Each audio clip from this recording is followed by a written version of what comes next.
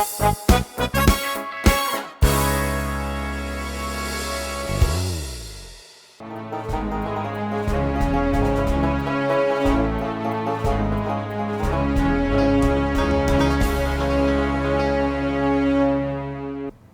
ይስጥልኝ። ዌልካም ባክ ቱ ክብካብ ፖድካስት። በዛሬው ፖድካስታችን የምንነጋገረው አንድ ሰው አሜሪካን ሀገር ከገባ ከ2 ዓመት በላይ ከሆነው ወይም ደግሞ ከ1 ዓመት በላይ ከሆነው ወይም ከ3 ዓመት በላይ ከሆነው እና ያለበት ስታተስ ኤክስፓየር ካደረገ እዚህ ላይ የነበረው ስፔሲፊክ ጥያቄ አንድ ኬዝ ሃንድል የምናደርገው ኬዝ የቲፒኤስ ኬዝ ነበረ። ቲፒኤስ ኤክስፓየር አደረገ። ስለዚህ አሁን ላይ አሳይለም መጠየቅ እችላለሁ አልችልም ነው ጥያቄው። አንድ ሰው እንግዲህ በተለያየ እስናት ጀስት ቲፒኤስ ብቻ አይደለም፣ በተለያየ የቪዛ ካቴጎሪ ወደ አሜሪካን ሀገር ከገባ በኋላ የ1 ዓመት ክራይቴሪያ ሩል አለ። ያን የ1 ዓመት ክራይቴሪያ በዛ ውስጥ within 1 year of entry into the United States ባያመለክት ከዛ በኋላ አመት 2 ዓመት 3 ዓመት ቢያልፍና ያ የነበረበት ስታተስ ቲፒኤስም ሊሆን ይችላል፣ ቱሪስት ቪዛ ሊሆን ይችላል፣ any other category ማለት ነው። ቱሪስት ቪዛ ብዙ ጊዜ የሚሰጠው ለ6 ወር ስለሆነ ኤንትሪ ሲርቃል። ግን ማንኛውም ሊጋል ስታተስ ላይ ሆኖ ያ ስታተስ ኤክስፓየር ቢያደርግ አሳይለም መጠየቅ እችላለሁ ወይ ነው ዋናው ጥያቄ። ኦኬ ሶ አሁን የምናየው የመጀመሪያው ለምሳሌ ቲፒኤስ ምንድነው? ቲፒኤስ ያ ቴምፖራሪ ፕሮቴክትድ ስታተስ ነው። ለኢትዮጵያ ዴዚግኔትድ ካንትሪ ተፈቅዶ የነበረ ፕሮቴክትድ ስታተስ ነው። ሆኖም ግን አሁን ላይ እሱ ባን ተደርጎ እንግዲህ አንደር ሊቲጌሽን ያለ ጉዳይ ነው። ቲፒኤስ ፕሮቴክት የሚያደርገው አንድን ሰው ከዲፖርቴሽን ቴምፖራሪ ፕሮቴክት ያደርጋል፣ ወርክ ኦቶራይዜሽን አላው ያደርጋል። ሆኖም ግን ወደ ግሪን ካርድ ግን ኦቶማቲክሊ ሊድ የሚያደርግ የቪዛ ታይፕ አይደለም። ሁለተኛው ደግሞ አሳይለም ነው። አሳይለም ደግሞ it's a different scenario ወደ permanent residency ሊድ ያደርጋል። ዋናው መሰረት የሚያደርገው personal fear ወይም ደግሞ persecution ነው። harm ይገጥመኛል ወደ ሀገሬ በመለስ የሚል መሬት የያዘ ትክክለኛ ፊር ማሳየት ይጠበቅበታል። and also ከዛ በተጨማሪ የራሳችሁን ኬዝ ኢንዲቪጁዋል ኬዝ አንድ ሰው ዲቨሎፕ እንዲያደርግና ያንን ኬዝ እንዲያሳይም ኤክስፔክት ይደረግበታል ማለት ነው። unlike ቲፒኤስ ኦኬ ቲፒኤስ እንደዛ አይነት ሪኳየርመንት የለውም። ወደ አሳይለም ስንመጣ 1 year ፋይሊንግ ዴድላይን አለው። ይሄ ምን ማለት ነው? አንድ ሰው ወደ አሜሪካን within 1 year of your last entry into the US አሳይለምን እንድታመለክቱ ይጠበቅባቸዋል ማለት ነው በ1 ዓመት ጊዜ ውስጥ። ይሄንን አሳይለም ስትጠይቁ እንግዲህ መሰረት የምታደርጉት ፐርሲኪዩሽን ይደርስብኛል ብላችሁ መሰረት የምታደርጉት 5 ክራይቴሪያስ ካቴጎሪዝ አሉ። አንደኛው ሬስ፣ ሪሊጅን፣ ናሽናሊቲ፣ ፖለቲካል ኦፒኒየን፣ ከዛ ደግሞ ሜምበርሺፕ ኢን አ ፓርቲኩላር ሶሻል ግሩፕ ነው። ይህ እንግዲህ ወደ ኢትዮጵያውያን ስንመጣ አሁን ወደኛ ስንመለስ ብዙ ኢትዮጵያውያን መሰረት የሚያደርጉት አሳይለም ሲጠይቁ ፖለቲካል ኦፒኒየን ሊሆን ይችላል፣ ኤትኒክ አይደንቲቲ ሊሆን ይችላል። አሁን ለምሳሌ ኦሮሞ ነኝ፣ አማራ ነኝ፣ ትግሬ ነኝ and because of this happened የሚለውን ማለት ነው። ከዛ ደግሞ ገቨርንመንትን ኦፖዝ ማድረግ እንደ አንድ እሱም ደግሞ ገቨርንመንት ኦፖዚሽን አክቲቪቲ፣ ሪጂናል ኮንፍሊክት ኤክሰትራ እነዚህን መሰረት ሃይማኖት፣ ሪሊጅን እና የመሳሰሉትን ቤዝ ሊያደርግ ይችላል ወይም መሰረት ሊያደርግ ይችላል ማለት ነው። ከዛ በተጨማሪ 2 ነገር ማሳየት አለባቸው አሳይለም ሲጠይቁ። አንደኛው መንግስት ፕሮቴክት አያደርገኝም the government is involved and cannot protect me ብላችሁ ማሳየት መቻል ሊጠበቅባችሁ ይችላል። ይሄ ማለት ገቨርንመንት ራሱ ፐርሲኪዩተር ነው ማለት ነው። ሁለተኛው ግን ፐርሲኪዩተር ባይሆንም ገቨርንመንት እኔን ፕሮቴክት ለማድረግ አይችልም ወይም ፈቃደኛ አይደለም ብላችሁ ከሁለት አንድ ደግሞ ማሳየት ይጠበቅባችኋል ማለት ነው። ኦኬ ስለዚህ እንግዲህ የእናንተ ኤቪደንስ ስትሮንግ ኤቪደንስ ይሄንን ለማሳየት ስትሮንግ ኤቪደንስ ማሳየት ይጠበቅባችኋል። ለምሳሌ ፐርሰናል ዲክላሬሽን የሚባለው ፖሊስ ሪፖርቶች፣ ሜዲካል ሬኮርድስ፣ ዊትነስ ስቴትመንትስ፣ ኒውስ አርቲክልስ የመሳሰሉት እንግዲህ ሰነዶች ያስፈልጋሉ ማለት ነው። ከዚህ በተጨማሪ 1 ዓመት the 1 year rule ስላላሟላችሁ ከዛ በተጨማሪ እንግዲህ changed circumstances ደግሞ ማሳየት ይጠበቅባቸዋል ማለት ነው። changed circumstances ምን ማለት ነው?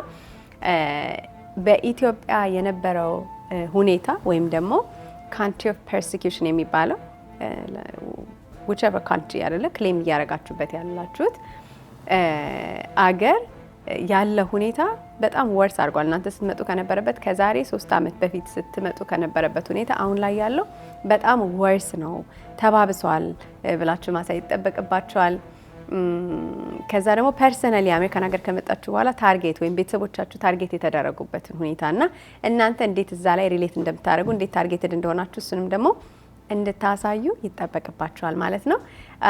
ለምሳሌ በእናንተ አካባቢ ያለው የቫይለንስ መጠን እየጨመረ ከሄደ ፖለቲካል ኢንቮልቭመንታችሁ እዚህ ከመጣችሁ በኋላ ዩኤስ እሱም እየጨመረ ሄደ ከሆነ ወይም ደግሞ ኢንጌጅ ማድረግ ከጀመራችሁ ኤትኒክ ፖለቲካል ታርጌቲንግ ኦፍ ዩር ግሩፕ ተጀምሮ ከሆነ ኤክስትራ እነዚህን ሁሉ መሰረቶች እንግዲህ መጠቀም ያስፈልጋል ማለት ነው። አገን ኤክስትራኦርዲናሪ ሰርከምስታንስስ ቼንጅስ ሰርከምስታንስስ አንደኛው ቼንጅስ ሰርከምስታንስስ ሁለተኛ ኤክስትራኦርዲናሪ ሰርከምስታንስስ ማሳየት ደግሞ ይጠበቅባቸዋል ማለት ነው።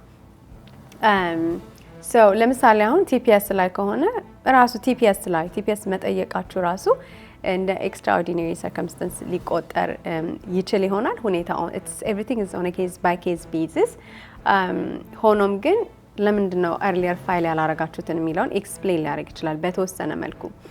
ሆኖም ግን አሁን ላይ ያለው ኦን ዘ ግራውንድ ያለው ሲቹዌሽን ምንድነው የሚለውን ደግሞ ማሳየት እሱንም ኢዝ ቬሪ ኢምፖርታንት ማለት ነው። አሳይለም ኬዛችሁን ዊን ለማድረግ እንግዲህ አሁን ያልኩትን ሁሉ ካሳያችሁ በኋላ ዌል ፋውንድድ የሆነ ፊር ኦፍ ፐርሲኪዩሽን ማሳየት ይጠበቅባቸዋል። ዌል ፋውንድድ የሆነ ፊር ኦፍ ፐርሲኪዩሽን ማለት እንግዲህ ትሬትስ ፎር ዩር ላይፍ አይደል? ለምሳሌ ዛቻ፣ ማስፈራሪያ ኤክስትራ፣ ፊዚካል ቫዮለንስ፣ ኢምፕሪዝንመንት፣ ቶርቸር እና ሲቪር የሆነ ዲስክሪሚኔሽን መድልኦ እየተደረገባችሁ መሆኑን ደግሞ ማሳየት ይጠበቅባቸዋል ማለት ነው። ከዚህ በተጨማሪ የካንትሪ ኮንዲሽን ሪፖርቶች ማሳየት ይጠበቅባቸዋል። ሂውማን ራይትስ ሪፖርትስ አባውት ኢትዮጵያ ኤክስትራ ማለት ነው። እንግዲህ እንደምታውቁት በዚህ ሴግመንት ላይ ሁለት አይነት አሳይለም ታይፖች ነው ያሉት። አንደኛው ዲፌንሲቭ ነው፣ ሁለተኛው አፈርማቲቭ የሚባለው ነው። ሪሙቫል ፕሮሲዲንግ ላይ ከሆናችሁ ለምሳሌ ቲፒኤሳችሁ ኤክስፓየር አድርጎ ወደ ሪሙቫል ፕሮሲዲንግ የገባችሁ ከሆነ you can file still asylum ፋይል ማድረግ ትችላላችሁ። ይሄን የምታደርጉት ግን ኮርት ነው። ሆኖም ግን ሪሙቫል ፕሮሲዲንግ ላይ ያልሆናችሁ ከሆነ ግን USCIS ነው ፋይል የምታደርጉት ማለት ነው። ኮርት ከሆነ ኬዛችሁ already if it has been transferred to court እና አሳይለማችሁ ዲናይ ቢደረግ ለምሳሌ አሁን USCIS ከሆነ ዲናይ ሲደረግ ወደ ኮርት ይላካል። ኮርት ከሆነ ግን ዲናይ ከተደረገ ምን እንደሚደረገው የሚለው ደግሞ ሁለተኛው እንግዲህ ኮንሲደሬሽን ነው። ሁለት ነገር አላችሁ። ኢቭን አሳይለማችሁ ዲናይ ቢደረግ